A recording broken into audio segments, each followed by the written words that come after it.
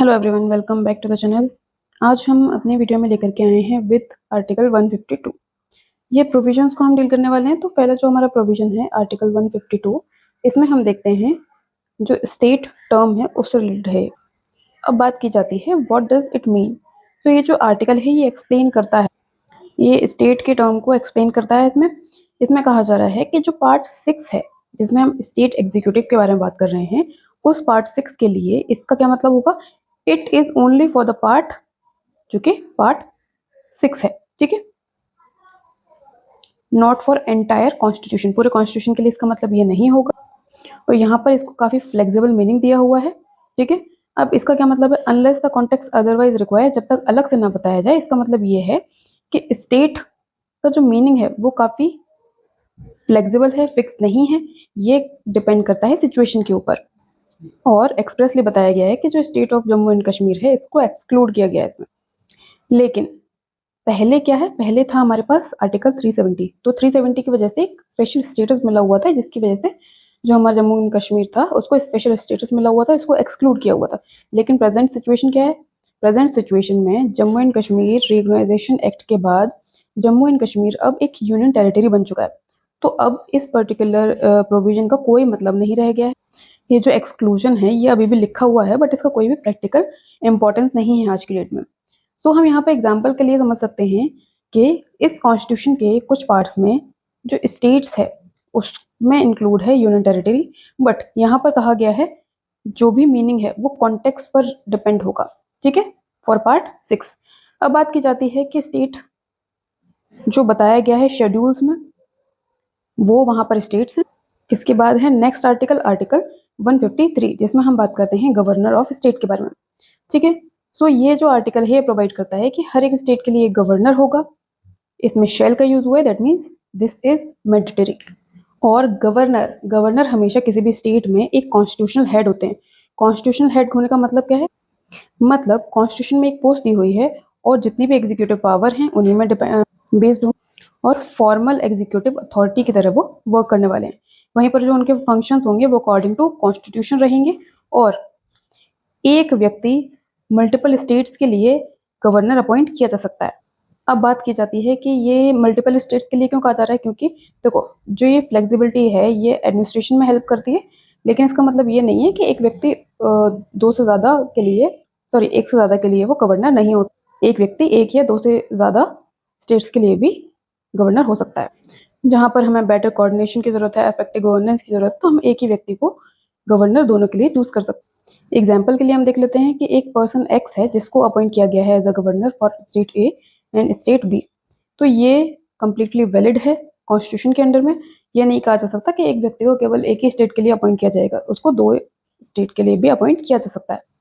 सो इसका पूरा कॉन्सेप्ट क्या है, गवर्नर जो व्यक्ति है जो कि कॉन्स्टिट्यूशन हेड होता है, जो पूरी की पूरी जो भी एग्जीक्यूटिव पावर्स होती हैं जिसके अंदर में वेस्ट करती हैं, वो हर स्टेट के लिए जरूरी है, हर स्टेट में होना चाहिए। बट इसका मतलब ये नहीं है कि एक व्यक्ति को केवल एक ही स्टेट के लिए बनाया जाएगा, उसको एक से ज्यादा स्टेट की जिम्मेदारी भी दी जा सकती है। इसके बाद नेक्स्ट प्रोविजन है हमारा आर्टिकल 154, जिसमें हम बात करते हैं एग्जीक्यूटिव पावर ऑफ स्टेट। सो यहाँ पर आता है कि ये जो एग्जीक्यूटिव पावर ऑफ स्टेट हैं ये क्या है। एग्जीक्यूटिव पावर का मतलब क्या, गवर्नमेंट को चलाना, लॉज को इम्प्लीमेंट करवाना और एडमिनिस्ट्रेटिव डिसीजंस को लेना। एक तरीके से हम कह सकते हैं कि ये जो तीनों चीजें हैं ये एग्जीक्यूटिव पावर कही जा सकती है। अब बात करते हैं हम जो ये एग्जीक्यूटिव पावर के बारे में हम बात कर रहे हैं ये कहाँ पर लाई करती है। तो कॉन्स्टिट्यूशन कहता है कि जो एग्जीक्यूटिव पावर ऑफ स्टेट होती है ये वेस्ट होती है गवर्नमेंट के अंदर में और गवर्नर के अंदर में। और जो गवर्नर है वो एक्सरसाइज कर सकता है इस पावर को डायरेक्टली खुद या फिर थ्रू हिज सबॉर्डिनेट। अब सबसे इंपॉर्टेंट चीज, अगर डायरेक्टली करेगा तो वो खुद ही करेगा सारी चीजें।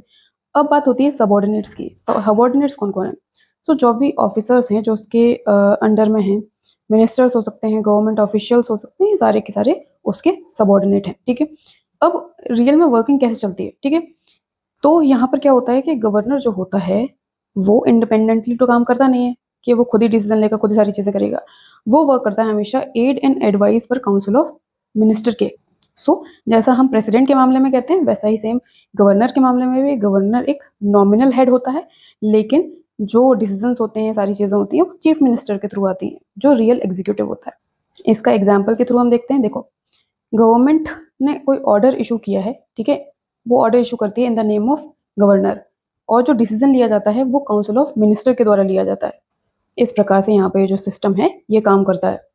और जो भी चीज़ें करी जाती हैं यहाँ पर, जो भी एक्सरसाइज करी जा रही है पावर्स की, वो सारी अंडर कॉन्स्टिट्यूशन रहते हुए करी जाती है। कोई भी आर्बिट्रेरीनेस यहाँ पर नहीं फॉलो करी जाएगी, सारे के सारे जो कॉन्स्टिट्यूशन के रूल्स होते हैं वो फॉलो किए जाते हैं। और क्लॉज 2 में कहा जा रहा है कि भाई जो गवर्नर की पावर है वो एब्सोल्यूट नहीं है। क्यों नहीं है? क्योंकि मान लीजिए किसी लॉ के थ्रू आपने कुछ पावर्स किसी अथॉरिटी को दे दी, तो क्या ये समझा जाएगा कि गवर्नर उन पावर्स को ले सकता है? नहीं, पावर हमेशा उस अथॉरिटी के साथ ही रहेंगी। एग्जाम्पल के लिए देख सकते हैं कि भाई कुछ पावर्स डिस्ट्रिक्ट मजिस्ट्रेट को मिली हैं, क्या डिस्ट्रिक्ट मजिस्ट्रेट से वो पावर्स गवर्नर ले सकता है? नहीं ले सकता। उसी प्रकार से बी में कहा जाता है, देखिए, पार्लियामेंट और स्टेट लेजिस्लेचर चाहे तो पावर दे सकता है किसी भी अथॉरिटी को, और ये जो अथॉरिटी है उसी के अकॉर्डिंग काम करेंगी। इसका मतलब ये नहीं है कि ये चीज़ें गवर्नर के पास आ जाएंगी। एग्जाम्पल के लिए हम देख सकते हैं कि जो म्यूनिसिपैलिटी है उसके पास पावर होती है कि वो लोकल मैटर्स के ऊपर अपना काम जो भी है कर सकती है, पावर सप्लाई कर सकती है। यहाँ पर गवर्नर इंटरफेयर नहीं करेगा। सो इसका इस पर्टिकुलर जो आर्टिकल है 154, इसका कॉन्सेप्ट बस इतना सा है कि जो भी पावर्स हैं गवर्नर में वेस्ट करती हैं ऊपर ऊपर से, लेकिन एक्सरसाइज हमेशा वो करी जाती हैं बाय द गवर्नमेंट। तो जो भी स्टेट की गवर्नमेंट होगी वो उनको एक्सरसाइज करेगी। इसके बाद आता है नेक्स्ट आर्टिकल, आर्टिकल 155, जिसमें हम देखते हैं अपॉइंटमेंट ऑफ गवर्नर के बारे में। गवर्नर का अपॉइंटमेंट कैसे होता है? ये जो आर्टिकल है ये बताता है कि कौन गवर्नर को अपॉइंट करेगा। गवर्नर को अपॉइंट किया जाता है by the president of India. यहाँ पर गवर्नर को अपॉइंट करने के लिए कोई भी इलेक्शन प्रोसेस जो होती है वो फॉलो नहीं होती है। ये जो भी प्रेसिडेंट चाहें, जिसको भी चाहें उनको वो गवर्नर बना सकते हैं। और प्रेसिडेंट कैसे वर्क करते हैं? प्रेसिडेंट वर्क करते हैं on the advice of union council of ministers पर। तो इन रियलिटी जो सेंट्रल गवर्नमेंट है वो एडवाइस करेगी कि भाई आपको किसको बनाना है, उसको प्रेसिडेंट वहां पर बना देंगे गवर्नर। और इस पर्टिकुलर आर्टिकल में एक टर्म यूज हुआ है, एक सेंटेंस यूज हुआ है, warrant under his hand and seal. इसका क्या मतलब है?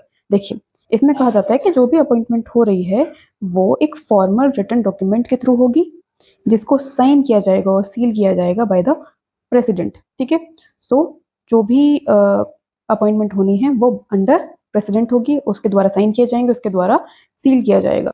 एग्जाम्पल हम देख सकते हैं कि जो सेंट्रल गवर्नमेंट है वो सिलेक्ट करती है एक व्यक्ति को, ठीक है, और प्रेसिडेंट इशू करता है एक वारंट कि भाई ये व्यक्ति है जिसको मैं बनाना चाहता हूँ गवर्नर, तो उसको गवर्नर बना देंगे और वो व्यक्ति वहां पर गवर्नर बन जाए।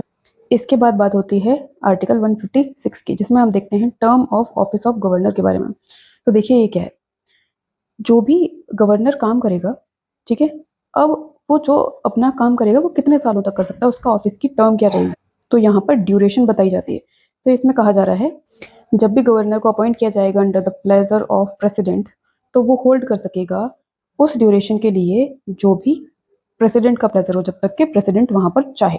तो कोई भी फिक्स टर्म नहीं है, कोई भी गारंटीड टेन्योर नहीं है, जितना प्रेसिडेंट चाहे उतने टाइम तक वो गवर्नर रह सकता है, उसको कभी भी रिमूव किया जा सकता है किसी भी टाइम पर। इसी का मतलब है the real meaning of pleasure, मतलब जो प्रेसिडेंट है वो एक्ट करेगा on the advice of central government, और जिसको भी सेंट्रल गवर्नमेंट वहां पर एडवाइस करेगी उसको गवर्नर बना दिया जाएगा, और उसको रिमूव भी किया जा सकता है बाय द सेंटर की एडवाइस, जिसको रिमूव करेगा प्रेसिडेंट। इसके बाद क्लॉज 2 में बताया जा रहा है कि रिजिग्नेशन के बारे में। तो गवर्नर कभी भी रिजाइन कर सकता है अपने ऑफिस से, और जो रिजिग्नेशन होगा वो रिटर्न फॉर्म में होगा, और एड्रेस करेगा वो प्रेसिडेंट को। तो प्रेसिडेंट को एड्रेस करते हुए, प्रेसिडेंट को भेजते हुए वो अपने पोस्ट से रिजाइन कर सकता है और अपनी पोस्ट को छोड़ सकता है। इसके बाद क्लॉज 3 में कहा जा रहा है कि जो हम प्लेजर ऑफ प्रेसिडेंट पढ़ रहे थे, तो वहां पर गवर्नर फॉर 5 ईयर्स अपने ऑफिस को होल्ड करके रख सकता है। ठीक है, अगर बीच में चाहे तो प्रेसिडेंट उसको हटा भी सकता है, जो स्टार्ट होता है from the date of entering the office. और 5 ईयर का जो टर्म है वो फिक्स नहीं है, ये हमेशा सब्जेक्ट टू रहेगा to the pleasure of governor, pleasure of president. इसके बाद हम देखते हैं नेक्स्ट आर्टिकल, आर्टिकल 157, जिसमें हम देखते हैं क्वालिफिकेशन ऑफ गवर्नर के बारे में। सो ये आर्टिकल बताता है कि बेसिक क्वालिफिकेशन क्या होंगी अगर हमें गवर्नर बनना है उसके लिए। तो अगर एक व्यक्ति को गवर्नर बनना है तो उससे सबसे पहले तो होना चाहिए इंडिया का सिटीजन, ठीक है। उसके बाद उसकी 35 ईयर्स की एज कंप्लीट होनी चाहिए। और इसका मतलब क्या है, सिटीजन ऑफ इंडिया का मतलब ये है कि उसके पास कोई भी फॉरेन नेशनल की नेशनैलिटी नहीं होनी चाहिए। 35 ईयर्स की एज कंप्लीट होनी चाहिए। मिनिमम एज जो रिक्वायर है 35 प्लस है, ठीक है। यहाँ पर क्या चीज़ रिक्वायर नहीं है, कोई भी एजुकेशनल क्वालिफिकेशन रिक्वायर नहीं है, लीगल नॉलेज रिक्वायर नहीं है, पॉलिटिकल एक्सपीरियंस रिक्वायर नहीं है, और इस प्रकार की कोई भी चीज़ रिक्वायर नहीं है, ठीक है। इसके बाद आता है नेक्स्ट आर्टिकल, जो है आर्टिकल 158, जिसमें हम देखते हैं कंडीशंस ऑफ गवर्नर्स ऑफिस। तो जो गवर्नर का ऑफिस होगा उसकी क्या कंडीशंस होंगी, किस चीज़ों के अंडर में रह के वो काम करेंगे। तो ये आर्टिकल बताता है कि गवर्नर के ऊपर क्या रिस्ट्रिक्शंस होते हैं, ठीक है, उनकी क्या सैलरी और क्या बेनिफिट्स होते हैं, और उनके ऑफिस का क्या प्रोटेक्शन होता है। तो पहली रिस्ट्रिक्शन है कि जो भी गवर्नर है वो व्यक्ति मेंबर ऑफ पार्लियामेंट नहीं हो सकता। ना वो लोकसभा का सदस्य हो सकता है, ना ही राज्यसभा का सदस्य हो सकता है, और ना ही स्टेट लेजिस्लेचर का सदस्य हो सकता है। अगर वो ऑलरेडी मेंबर है कहीं पर भी पार्लियामेंट में या फिर स्टेट लेजिस्लेचर में, तो जैसे ही वो व्यक्ति गवर्नर बनेगा उसकी जो सीट है वो ऑटोमेटिकली वेकेट हो जाएगी। एग्जाम्पल के लिए हम देख सकते हैं कि एक व्यक्ति है जो कि एक एमएलए है और उसको एज अ गवर्नर अपॉइंट कर दिया जाता है, तो जो उसकी एमएलए वाली सीट है वो वेकेट हो जाएगी इमीडिएटली, ठीक है। और जो भी गवर्नर बनेगा वो कोई भी ऑफिस ऑफ प्रॉफिट होल्ड नहीं किया हुआ होना चाहिए। अब what is office of profit, तो यहाँ पर देखिए कोई भी ऐसी पेड जॉब या पोजीशन पर नहीं होना चाहिए। क्लॉज 3 में बताया जा रहा है कि उसकी क्या सैलरी होगी और क्या उसका रेजिडेंस होगा। तो गवर्नर एंटाइटल होगा उस ऑफिशियल रेजिडेंस के लिए जो कि वहाँ पर उसको मिलेगा, और सैलरी अलाउंसेस और प्रिविलेजेस वो सारे होंगे जो कि वहाँ पर पार्लियामेंट के बाद पार्लियामेंट के द्वारा वहाँ पर डिसाइड किया जाएगा। और जब तक पार्लियामेंट डिसाइड नहीं करती है तो वही मिलेगा जो सेकेंड शेड्यूल में दिया हुआ है। और अगर एक व्यक्ति मल्टीपल स्टेट्स के लिए गवर्नर है तो उस व्यक्ति को की जो सैलरी होगी और जो अलाउंसेस होंगे वो बराबर बराबर डिवाइड किए जाएंगे या फिर शेयर किए जाएंगे बाय दोज स्टेट्स, ठीक है। गवर्नर की सैलरी और अलाउंसेस कभी भी रिड्यूस नहीं किए जा सकते हैं ड्यूरिंग हिज टर्म, जो इंश्योर करता है सिक्योरिटी को और इंडिपेंडेंस को। इसके बाद हम देखते हैं नेक्स्ट आर्टिकल, आर्टिकल 159, जिसमें हम देख रहे हैं ओथ और अफर्मेशन ऑफ गवर्नमेंट। तो व्हाट इज दिस, अब ये आर्टिकल जो है वो बताता है कि गवर्नर जो है वो ओथ लेगा और अफर्मेशन लेगा जब भी वो अपने ऑफिस में एंटर करेगा। उससे पहले ओथ और अफर्मेशन के बिना वो फंक्शन नहीं कर सकता है अपने ऑफिस की। अब बात सबसे इंपॉर्टेंट क्या है कि वो किसके सामने ओथ लेगा। सो यहाँ पर ओथ ली जाएगी in front of the chief justice of high court के सामने। तो जिस भी स्टेट में वो व्यक्ति गवर्नर है उस पर्टिकुलर स्टेट के हाई कोर्ट के चीफ जस्टिस के सामने वो लेगा ओथ, ठीक है। अगर वो एब्सेंट है तो जो भी सीनियर मोस्ट अवेलेबल जज होगा कोर्ट का उसके सामने। इसके बाद नेक्स्ट जो हमारा आर्टिकल है वो है 160, जिसमें हम बात करते हैं डिस्चार्ज और फंक्शंस इन द कंटिजेंसी। अब सबसे इंपॉर्टेंट चीज़ क्या है, कंटिजेंसी का मतलब क्या है, तो ऐसी अनयूजुअल या अनएक्सपेक्टेड सिचुएशन हो जाना, अचानक से कोई ऐसी सिचुएशन अराइज हो जाना कि जिसमें हमें कोई ना कोई ऐसा डिसीजन लेना पड़ेगा। तो इस सिचुएशन में क्या होगा, ऐसी सिचुएशन यहाँ पर कवर नहीं करी गई है पहले से, तो उस सिचुएशन में हम कैसे डील करेंगे उन सभी चीज़ों से रिलेटेड है। सो अगर ऐसी कोई सिचुएशन आ जाती है तो उस केस में क्या होगा, प्रेसिडेंट प्रोवाइड करेंगे कि किस प्रकार से फंक्शंस और किस प्रकार से अरेंजमेंट करी जाएगी उस पर्टिकुलर सिचुएशन में, और गवर्नर कैसे फंक्शन करेगा। सो यहाँ पर ऐसी सिचुएशन में प्रेसिडेंट डिसाइड करेगा कि भाई जो गवर्नर है उसके फंक्शंस कौन उसके परफॉर्म करेगा और उसके फंक्शंस कैसे परफॉर्म किए जाएंगे। एग्जाम्पल के लिए देख सकते हैं हम, जो गवर्नर है वो अनेबल है परफॉर्म करने के लिए अपनी ड्यूटीज़ को इलनेस की वजह से या फिर वैकेंसी की वजह से। अब कोई भी स्पेसिफिक प्रोविजन यहाँ पर अप्लाई नहीं हो रहा है तो यहाँ पर कौन आएगा पिक्चर में, प्रेसिडेंट। वो अपॉइंट करेगा किसी व्यक्ति को टेम्परेरीली और इस पर्टिकुलर आर्टिकल के लिए इंश्योर करने के लिए कि कोई भी कॉन्स्टिट्यूशनल गैप ना आए और सीट खाली ना रहे। इसके बाद आता है हमारा नेक्स्ट आर्टिकल, आर्टिकल 161, जिसमें हम देखते हैं पावर ऑफ गवर्नर। यहाँ पर पार्डनिंग और ईटीसी की पावर दी हुई है। सो क्या चीज़ें हैं ये, यहाँ पर गवर्नर के पास पावर है कि कहीं ना कहीं वो रिलीफ दे सकता है पनिशमेंट से कुछ सर्टेन क्रिमिनल केसेस में, जिसको हम पावर ऑफ पार्डन भी बोलते हैं। अब यहाँ पर कितने टाइप्स की पावर है, तो प्रेसिडेंट यहाँ पर ग्रांट कर सकता है पार्डन, रिप्राइव, रेस्पाइट, रेमिशन, सस्पेंड कर सकता है सेंटेंस को, कम्यूट कर सकता है। अब इनका मतलब क्या है, पार्डन का मतलब है कंप्लीटली उस पनिशमेंट को खत्म कर सकता है, उस कन्विक्शन को खत्म कर सकता है। रिप्राइव का मतलब है टेम्परेरीली डिले कर सकता है उसके एग्जीक्यूशन में, ठीक है। और रेस्पाइट का मतलब है कोई कम पनिशमेंट दे सकता है, लेसर पनिशमेंट दे सकता है उस स्पेसिफिक कंडीशन में, ठीक है। जैसे कि अगर कोई बीमार है तो उसकी पनिशमेंट कम कर देना, अगर कोई बीमार है तो उसकी पनिशमेंट कम हो जानी, ठीक है। इसी प्रकार से रेमिशन के मामले में रिड्यूस कर देना पीरियड को उस पनिशमेंट के, और सस्पेंशन के मामले में टेम्परेरीली स्टॉप कर देना उस सेंटेंस को। कम्यूटेशन के मामले में चेंज कर देना पनिशमेंट को टू द लाइटर वन, थोड़ा कम सीरियस पनिशमेंट के। जैसे कि एग्जांपल के लिए हम देख सकते हैं डेथ सेंटेंस दिया गया था लेकिन हमने वहां पर कम्यूट करके लाइफ इम्प्रिजनमेंट दे दी। अब ये वाली जो पार्डनिंग पावर या ये वाली जो पावर्स हैं ये केवल एग्जीक्यूट करी जा सकती हैं या फिर एक्सरसाइज करी जा सकती हैं उन मैटर्स में जहां पर स्टेट की एग्जीक्यूटिव पावर अप्लाई होती है, ठीक है।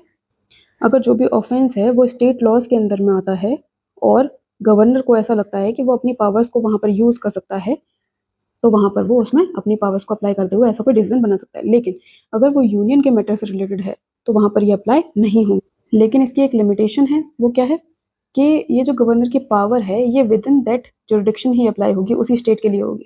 नेक्स्ट आर्टिकल है आर्टिकल 162, जिसमें हम देखते हैं extent of executive power of state.